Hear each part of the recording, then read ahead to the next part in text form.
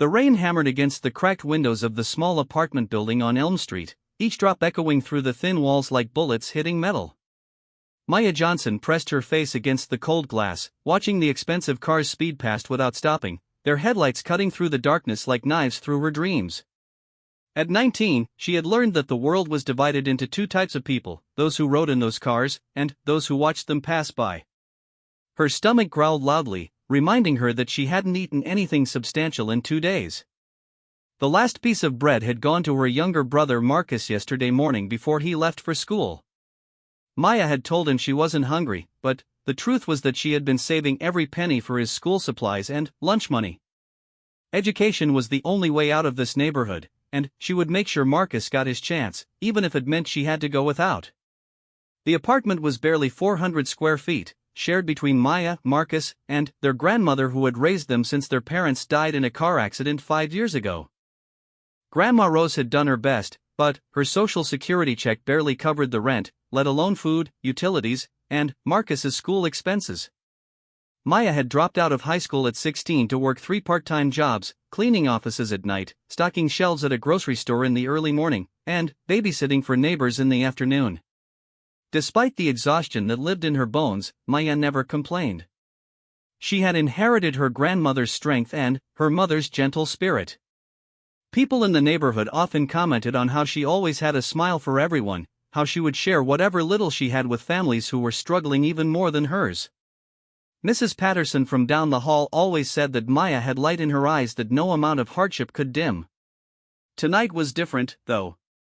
Maya had received a notice that morning. They had 3 days to pay the back rent or face eviction. The amount was $2,847, which might as well have been $1 million. She had counted every dollar, every quarter, every penny in their small savings jar. The total came to $127.43. Even if she worked every hour of the next 3 days, she couldn't possibly earn enough money in time. Maya walked to the kitchen, which was really just a corner of the main room with a small refrigerator, a hot plate, and a sink that leaked constantly. She opened the refrigerator door, already knowing what she would find: half a carton of milk that would expire tomorrow, a jar of peanut butter with maybe 2 sandwiches worth left, and a package of ramen noodles that she was saving for Marcus's dinner tomorrow. The sound of sirens wailing in the distance reminded her of how dangerous the neighborhood had become. 3 families had moved out in the past month, unable to afford the rising rent or too scared to stay after the increase in break-ins and drug-related violence. Maya understood their fear, but she also knew that moving wasn't an option for her family. They had nowhere else to go, and even if they did, they couldn't afford the security deposit and first month's rent that most landlords required. She picked up the eviction notice again, reading the cold, formal language that would tear apart the only home Marcus had ever really known. The paper was stamped with the logo of Sterling Property Management, a company that had bought their building 6 months ago and immediately started raising rents and cutting services. The new owners had painted over the graffiti on the outside walls and installed a fancy new mailbox system, but they had also doubled the rent for most tenants and refused to fix basic problems like the broken heating system and the leaking roof. Maya had tried to negotiate with them before, explaining her situation and asking for a payment plan, but the property manager had looked at her like she was speaking a foreign language. To him, she was just another number on a spreadsheet, another poor tenant who couldn't keep up with the cost of living in a rapidly gentrifying city. The sound of footsteps in the hallway made her quickly fold the eviction notice and stuff it into her back pocket. Marcus couldn't know about this, not yet. He was only 14, and he was doing so well in school despite everything they had been through. His teachers said he had real potential, that with hard work and the right opportunities, he could get into a good college on a scholarship. Maya wasn't going to let their housing situation destroy his focus and his dreams. Marcus walked through the door, shaking rainwater from his jacket and backpack. He was tall for his age, with the same warm brown eyes as Maya and their mother, and a smile that could light up any room. Despite growing up in poverty, he had managed to maintain an optimistic outlook on life that both amazed and inspired his sister. "Hey, Maya," he said, hanging his wet jacket on the back of a chair. "Mrs. Rodriguez made extra tamales again and sent some over for us." He pulled a warm container from his backpack, and the smell of corn masa and seasoned meat filled the small apartment. Maya felt tears well up in her eyes, partly from gratitude for their kind neighbor's generosity and, partly from the crushing weight of knowing that in 3 days, they might not have a home to share meals in. "That was really sweet of her," she managed to say, forcing a smile. "Are you hungry now, or do you want to save them for later?" "I'm starving," Marcus admitted. "But I can wait if you want to eat with me." "I know you haven't eaten today." Maya looked at her younger brother, marveling at how perceptive and caring he was despite his age. She wanted to tell him everything, to share the burden of their impossible situation, but she also wanted to protect him from the adult worries that had been crushing her spirit for months. "I grabbed something at work," she lied smoothly. "You go ahead and eat. I need to get ready for my night shift." As Marcus heated up the tamales on their small hot plate, Maya gathered her cleaning supplies and uniform for her overnight job at the Morrison Financial Tower downtown. The building housed several companies, including the headquarters of Chen Industries, one of the largest corporations in the city. Maya had been working there for 8 months, arriving at 10 p.m. and cleaning offices until 6 a.m., 6 days a week. She had never seen any of the executives or high-level employees during her shift, since they worked normal business hours and she worked in the shadows after they had all gone home. Sometimes she would look at the expensive artwork on the walls and the impressive views from the top floors and wonder what it would be like to work in such a place during the day, to wear nice clothes and sit in meetings and make decisions that affected thousands of people. The commute to downtown took an hour and 15 minutes on 2 different buses, and Maya usually spent the travel time reading books she borrowed from the public library or studying for her GED test that she planned to take next year. Tonight, though, she couldn't concentrate on anything except the eviction notice burning a hole in her pocket and the impossible task of finding nearly $3,000 in 3 days. When she arrived at the Morrison Financial Tower, the night security guard, Jimmy, greeted her with his usual friendly wave. Jimmy was in his 60s, a retired police officer who had taken the security job to supplement his pension. He had always been kind to Maya, often sharing stories about his grandchildren and asking about Marcus's progress in school. "Evening, Maya," Jimmy said as she signed in at the front desk. "You look tired tonight. Everything okay at home?" Maya forced another smile, the same smile she had been practicing for years whenever people asked how she was doing. "Just a long day," she replied. "Nothing a good night's work can't fix." Jimmy studied her face for a moment, his experienced eyes seeing more than Maya realized. "You know, if you ever need anything, or if there's anything I can help you with, you just let me know, okay? Sometimes us working folks need to look out for each other." The kindness in his voice almost broke through Maya's carefully constructed composure, but she managed to nod and thank him before heading to the elevator. She pressed the button for the 20th floor, where she would start her cleaning routine in the offices of Chen Industries. As the elevator climbed higher and higher, Maya felt the weight of her problems pressing down on her shoulders like a physical force. She thought about Marcus doing homework at their small kitchen table, probably worried about her even though he tried not to show it. She thought about Grandma Rose, who had been having more bad days lately, her arthritis making it difficult for her to move around the apartment. She thought about the eviction notice and the feeling of standing at the edge of a cliff with nowhere to go but down. The elevator doors opened with a soft ding, and Maya stepped into the quiet, carpeted hallway of the Chen Industries executive floor. The offices here were larger and more luxurious than anywhere else in the building, with floor-to-ceiling windows overlooking the city skyline and furniture that probably cost more than Maya's family made in a year. She had cleaned these offices hundreds of times, but tonight she noticed details that had escaped her attention before. The family photos on the desk showing smiling people in expensive clothes at exotic vacation destinations. The awards and diplomas hanging on the walls, representing achievements and opportunities that felt impossibly far from her own life. The casual luxury of having a private office with a view, a personal assistant, and the power to make decisions that could change people's lives. Maya started her cleaning routine in the reception area, dusting the furniture and vacuuming the carpet with practiced efficiency. She had learned to move quickly and quietly, finishing each floor in under an hour so she could complete the entire building before her shift ended at 6 a.m. The work was physically demanding, but she was grateful to have it, especially since it paid slightly better than her other jobs and the building was safe and secure. As she worked her way through the individual offices, Maya found herself thinking about the people who sat at these desks during the day. Did they know how lucky they were to have steady, well-paying jobs with health insurance and retirement benefits? Did they ever think about the people who cleaned their offices while they slept in comfortable beds in warm houses? Did they understand how close they were to people whose lives could be changed forever by their business decisions? She was emptying the trash in the corner office when she heard the sound of the elevator doors opening. Maya froze, listening carefully. It was almost midnight, and there shouldn't be anyone else in the building except for security. Sometimes Jimmy did his rounds on the upper floors, but he usually called ahead to let her know he was coming.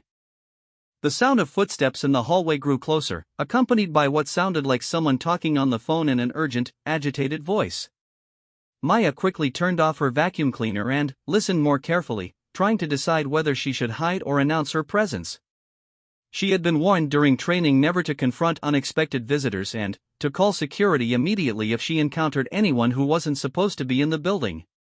The voice grew louder as the person approached the corner office where Maya was working.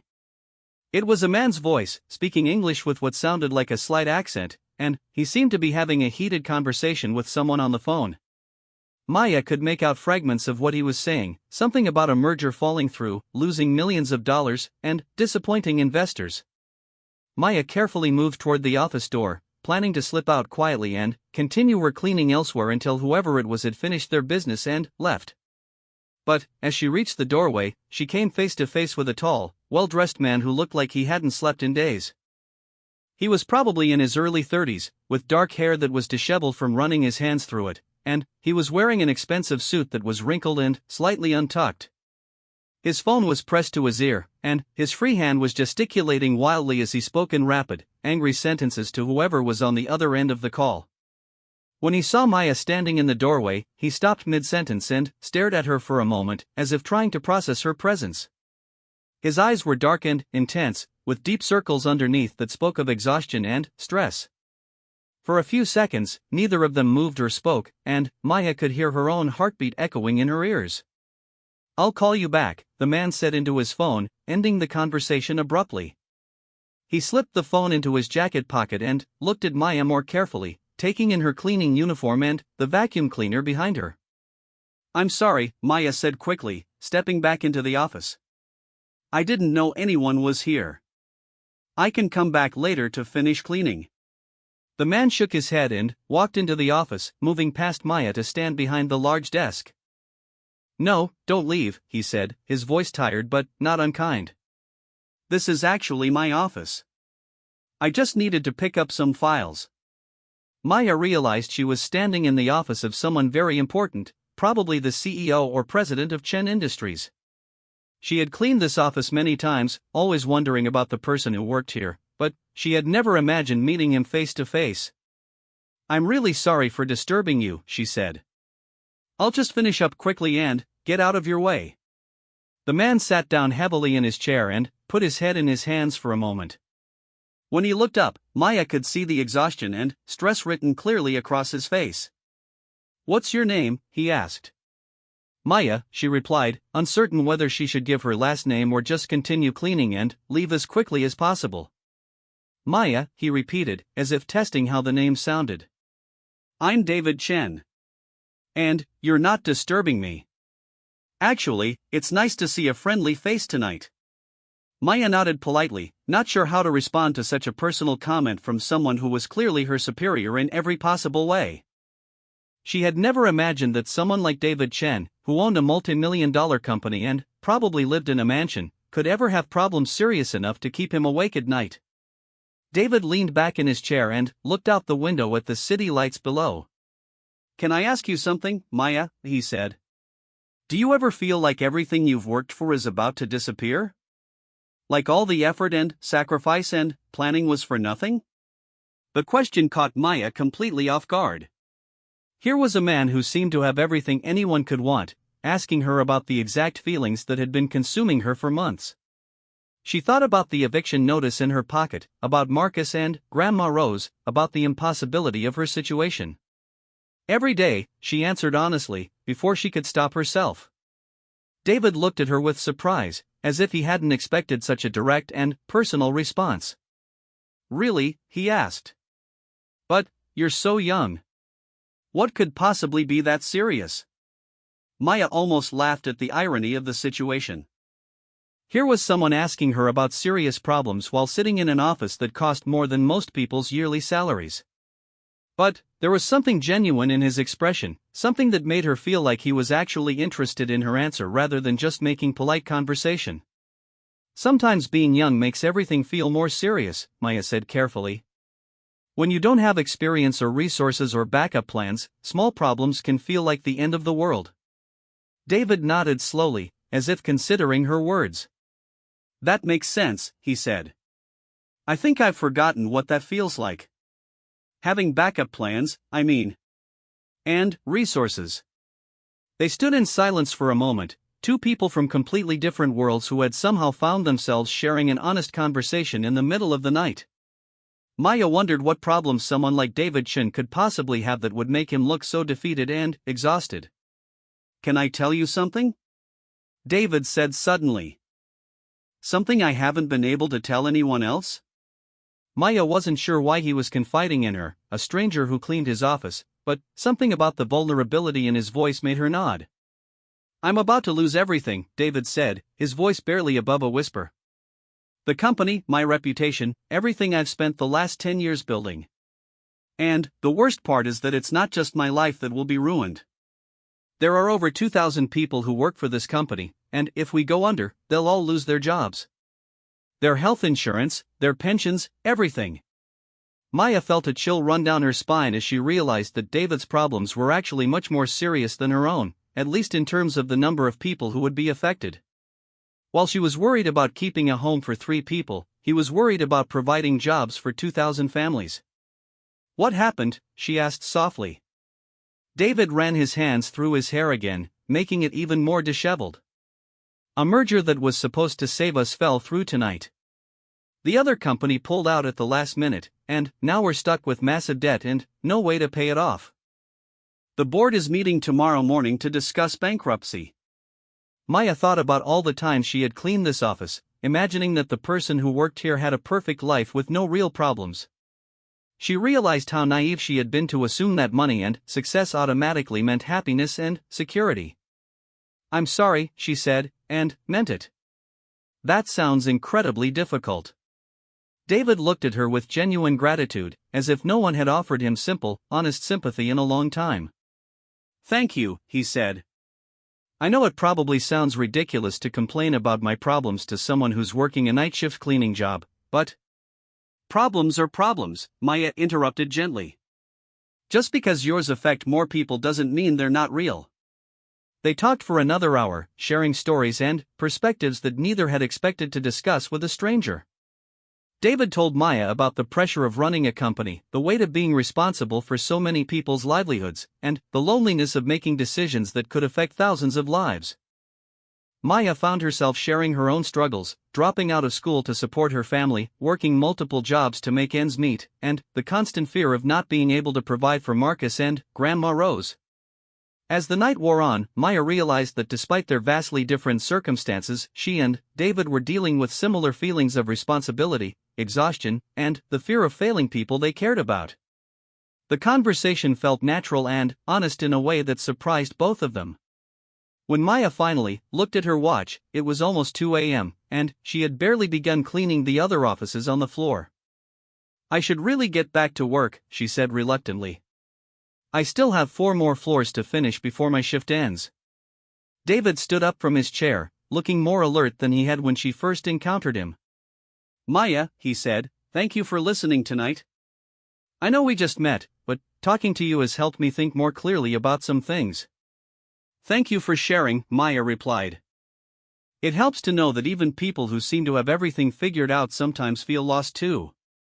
As Maya resumed her cleaning routine, she found herself thinking about David's situation and wondering if there was any way his company could avoid bankruptcy. She knew almost nothing about business or mergers, but something about his dedication to his employees had touched her heart. She could see that he genuinely cared about the people who worked for him, and the thought of 2,000 families losing their income was heartbreaking. The next morning, Maya arrived home just as Marcus was getting ready for school. She felt exhausted from staying up talking with David Chen, but there was also something different in her chest, a strange lightness despite the heavy weight of their impending eviction. She had spent years feeling invisible, like her problems and perspective didn't matter to anyone outside her small circle of family and neighbors. Last night, for the first time, someone from a completely different world had listened to her thoughts and treated them as valuable. Marcus was sitting at their small kitchen table, eating a bowl of cereal and reviewing his math homework one last time before school. He looked up when Maya walked in, immediately noticing the thoughtful expression on her face. "You look different today," he said, setting down his pencil. "Good different. Like something interesting happened at work." Maya smiled, realizing that Marcus knew her better than anyone and could read her moods with remarkable accuracy. "I had an unusual night," she admitted, hanging up her jacket and sitting down across from him. "I met someone unexpected." "A cute guy?" Marcus asked with a grin, waggling his eyebrows in a way that made Maya laugh despite her exhaustion. "Not like that," Maya said, though she found herself remembering David's intense dark eyes and the way his whole demeanor had changed when they started talking. "Just someone with interesting perspectives on life." Marcus nodded, accepting her explanation without pushing for more details. At 14, he had developed a maturity beyond his years, learning when to ask questions and when to simply trust his sister's judgment. "Well, whoever it was, they made you smile, and that doesn't happen very often lately." The observation hit Maya harder than she expected. She hadn't realized how rarely she had been smiling, how much stress and worry had been showing on her face despite her efforts to stay positive for Marcus's sake. "Things have been difficult recently," she acknowledged carefully. "I know," Marcus said quietly. "I see you counting money late at night when you think I'm asleep. I hear you talking to Grandma Rose about bills when you think I can't hear. You don't have to protect me from everything, Maya. I'm not a little kid anymore." Maya felt tears welling up in her eyes as she looked at her younger brother, seeing their mother's wisdom and their father's strength reflected in his young face. She reached into her back pocket and pulled out the eviction notice, unfolding it carefully on the table between them. "We have 2 days to come up with $2,847 or we lose the apartment," she said, her voice steady despite the fear that had been eating at her since yesterday. "I've been trying to figure out a solution, but I haven't found one yet." Marcus studied the notice carefully, his expression serious but not panicked. "Okay," he said finally. "What are our options?" The practical tone of his question surprised Maya. She had expected tears, anger, or fear, but Marcus was approaching their crisis like a problem to be solved rather than a disaster to be mourned. His calm reaction gave her strength and reminded her why she had been fighting so hard to keep their family together. "I could ask Mrs. Patterson if she knows anyone who needs babysitting or house cleaning," Maya said, thinking out loud. "Or I could see if any of the stores downtown need extra help for inventory or holiday prep." "What about selling something?" Marcus suggested. "Do we have anything valuable enough to make a difference?" Maya looked around their small apartment, taking inventory of their possessions. Their furniture was old and worn, donated by various community organizations over the years. Their clothes were mostly secondhand, and their few electronics were outdated models that wouldn't bring much money at a pawn shop. "Mom's ring," Maya said reluctantly. It was a simple gold band with a small diamond that their mother had worn every day until the accident. Grandma Rose had given it to Maya on her 18th birthday, saying that their mother would have wanted her to have it. Maya had never worn it, keeping it safe in a small jewelry box as one of the few tangible connections she had to her parents. "No," Marcus said firmly. "We're not selling Mom's ring. There has to be another way." Maya felt a surge of love for her brother, who understood the emotional value of their few family treasures even when facing homelessness. "Then, we need to think of other options," she said. "Maybe I could ask for an advance on my paycheck, or see if any of my employers would be willing to give me extra hours." They spent the next hour brainstorming possibilities, calculating potential earnings, and discussing contingency plans. Despite the seriousness of their situation, Maya found herself feeling hopeful for the first time in days. Having Marcus as a partner in solving their problem made the burden feel less overwhelming and more manageable. After Marcus left for school, Maya tried to sleep for a few hours before her afternoon babysitting job, but her mind kept returning to her conversation with David Chen. She wondered how his board meeting had gone, whether his company had found a way to avoid bankruptcy, and whether the 2,000 employees would still have jobs by the end of the week.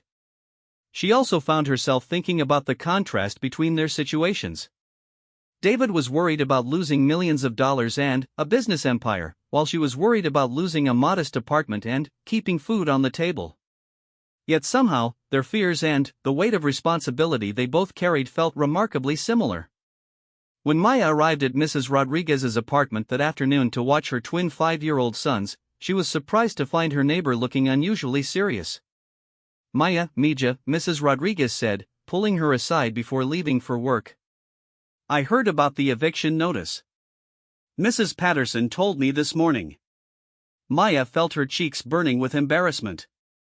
She had hoped to keep their housing situation private until they found a solution, but in a building where everyone knew everyone else's business, privacy was a luxury they couldn't afford.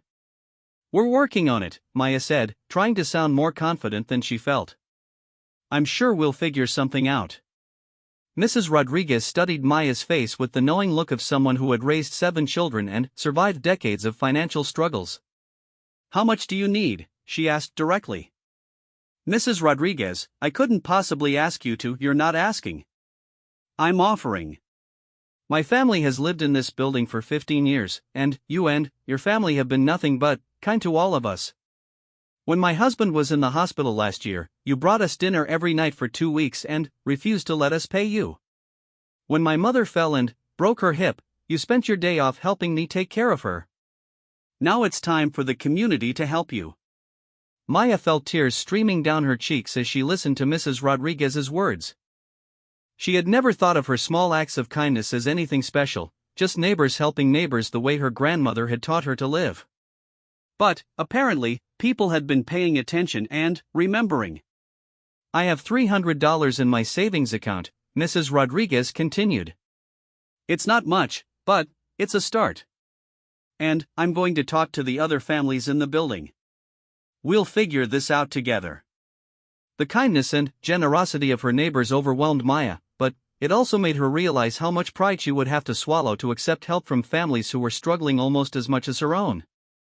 Everyone in their building was working multiple jobs, cutting corners, and making sacrifices just to survive in an increasingly expensive city. "Mrs. Rodriguez," Maya said carefully, "I appreciate the offer more than you know, but I can't take money from families who need it just as much as we do. Mija, this is not about charity. This is about family. And, in this building, we are all family." Maya spent the afternoon playing with the Rodriguez twins, but her mind kept returning to the impossible mathematics of their situation. Even if every family in their building contributed something, she doubted they could raise enough money in 2 days to satisfy the property management company. And even if they could, what would happen next month when rent was due again? The underlying problem of not earning enough money to cover their basic expenses would still exist. That evening, Maya arrived at work early, hoping to see David Chen again and find out how his board meeting had gone. She told herself that she was just curious about whether his company had found a solution, but if she was honest, she also found herself looking forward to another conversation with someone who seemed genuinely interested in her thoughts and perspective. Jimmy greeted her at the security desk with his usual friendly smile, but Maya noticed that he looked tired and a little worried. "Evening, Maya," he said as she signed in. "How are things going with you tonight?" "The same as always," Maya replied, which was technically true since her problems hadn't gotten any worse in the last 24 hours, even if they hadn't improved either. "Listen," Jimmy said, lowering his voice slightly, "I heard through the grapevine that there might be some changes coming to this building. New ownership, different cleaning company, that sort of thing. I wanted to give you a heads up in case anyone approaches you about your job." Maya felt her stomach drop as she realized that Jimmy was trying to warn her that she might be losing one of her 3 sources of income. "Do you know when this might happen?" she asked, trying to keep her voice steady. "Nothing's official yet," Jimmy said quickly, "but I wanted you to be prepared. You're a good worker, Maya, and I'd hate to see you get caught off guard by changes you couldn't control." Maya thanked Jimmy for the warning and headed to the elevator, feeling like the universe was conspiring against her family. First the eviction notice, now the possibility of losing her best-paying job.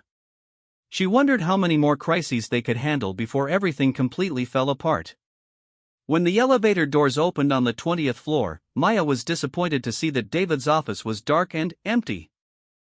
She had been hoping for another conversation, another perspective on their respective problems, but, apparently, he was dealing with his crisis elsewhere. Maya went through her cleaning routine mechanically, her mind racing through potential solutions and backup plans. She was dusting the reception area when she heard the elevator doors open again. This time, however, it wasn't David who emerged into the hallway. Instead, it was a woman in an expensive business suit, talking rapidly on her phone and carrying a briefcase that probably cost more than Maya's family spent on groceries in 3 months. The woman was clearly upset about something, gesticulating wildly as she spoke in sharp, clipped sentences. "I don't care what the lawyers say," the woman was saying into her phone.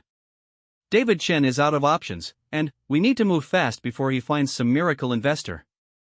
The board meeting is tomorrow at 9 a.m., and I want everything ready to go." Maya pretended to focus on her cleaning while listening to the one-sided conversation. It quickly became apparent that this woman was discussing David's company and seemed to be working against him rather than with him. "The bankruptcy filing should be straightforward," the woman continued, walking past Maya toward David's office. "Once Chen Industries is out of the picture, we can acquire their best contracts at pennies on the dollar and absorb their market share." Maya felt a surge of anger as she realized that this woman was actively trying to destroy David's company, possibly for her own financial gain. The casual way she discussed putting 2,000 people out of work, as if their livelihoods were just numbers on a balance sheet, made Maya's blood boil. The woman entered David's office and closed the door, but Maya could still hear fragments of her conversation through the thin walls. She was apparently going through David's files, looking for information that could be used against him in some kind of hostile takeover or competitive advantage. Maya finished cleaning the reception area and moved to the offices closer to David's corner suite, hoping to hear more details about what this woman was planning. She had no idea what she could do with the information, but something about the situation felt deeply wrong and unfair. As she worked her way closer to David's office, Maya could hear the woman making multiple phone calls, apparently coordinating with other people who were working to ensure that David's company would fail. The more Maya listened, the more convinced she became that David was not just facing natural business challenges, but was being actively sabotaged by competitors who wanted to profit from his company's collapse. When the woman finally left David's office and headed back toward the elevator, Maya made sure to stay out of sight until the elevator doors closed. Then, she quickly moved to David's office, wondering if the woman had left any evidence of her activities or taken anything that might be important to David's defense of his company. The office looked normal at first glance, but Maya noticed that several file cabinets were slightly open, and there were papers scattered on David's desk that hadn't been there the night before. She also noticed that David's computer was still logged in, which seemed unusual since he struck her as the type of person who would be careful about security. Maya was debating whether to call security or try to reach David directly when she heard footsteps in the hallway again. This time, she recognized David's voice, though he sounded even more exhausted and defeated than he had the previous night. "I know the odds are against us," David was saying into his phone as he approached his office. "But I can't give up without exploring every possible option. Too many people are depending on me to just roll over and accept defeat." When David entered his office and saw Maya standing there, he looked surprised but not displeased. "Maya," he said, ending his phone call. "I was hoping I might see you again tonight." "I think someone was in your office," Maya said immediately. "A woman in a business suit was here about an hour ago, going through your files and making phone calls about your company." David's expression changed instantly from tired resignation to sharp alertness. "What did she look like?" he asked, moving quickly to his desk to check his papers. Maya described the woman as accurately as she could, and David's face grew darker with each detail. "Victoria Sterling," he said grimly. "I should have known she wouldn't wait for the official bankruptcy announcement to start vulturing around my company." She was talking about acquiring your contracts and absorbing your market share, Maya reported. And she mentioned something about making sure you didn't find a miracle investor.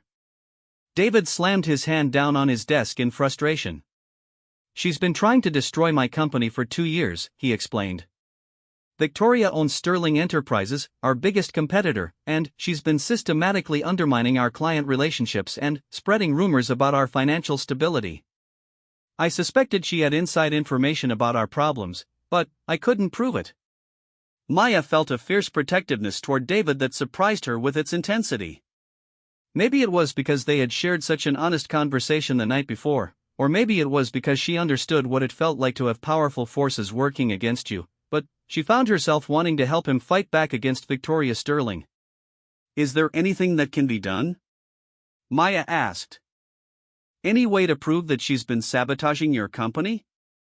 David looked at Maya with an expression that mixed gratitude with hopelessness. Even if I could prove it, which would be nearly impossible, it wouldn't solve our immediate cash flow problem. We still need a major investment or loan to keep the company operating, and no legitimate investor is going to touch us when we're this close to bankruptcy. Maya thought about her own impossible financial situation and felt a moment of dark humor at the irony of two people with money problems trying to solve each other's crises. But then, an idea began to form in her mind, an idea so unconventional and risky that she almost dismissed it immediately. David, she said slowly, what if the solution isn't finding one big investor? What if it's finding thousands of small investors? David looked confused. I don't understand. What do you mean? Maya took a deep breath, knowing that what